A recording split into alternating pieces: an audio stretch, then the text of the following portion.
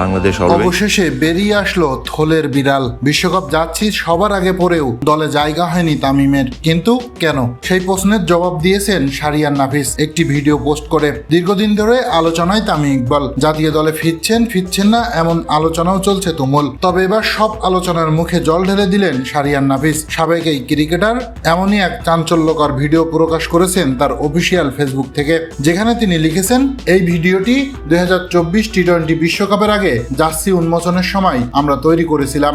অনিবার্য কারণে video post করতে পারিনি, এখন করলাম। সময় যতই কঠিন হোক না কেন, দিতে হবে নিজেদের সর্বোচ্চটুকু। পেছনে তাকানোর সুযোগ নেই। এগিয়ে যাওয়ার স্বপ্ন আমাদের সবার চোখে। এখন সময় এগিয়ে যাওয়ার, দেশের জন্য কিছু করার, দলের জন্য, লাল সবুজ এই যাচ্ছির জন্য, দেশের জন্য লড়বো সবাই একসাথে। Bangladesh always, Bangladesh forever. গত ভারত বিশ্বকাপে শেষ মুহূর্তে দল থেকে বাদ পড়েন তামিম ইকবাল। যদিও তাকে দলে নিতে দেওয়া হয়েছিল বেশ কিছু শর্ত, তবে সেই শর্তের পেছনে ছিল চাঞ্চল্যকর রহস্য। কিন্তু এসব নিয়ে মুখ খোলেননি Tamim Iqbal.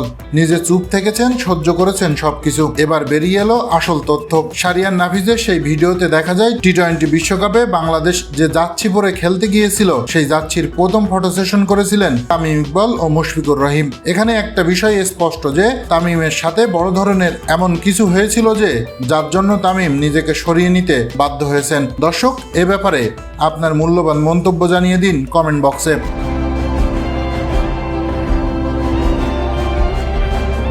Bangladesh always and for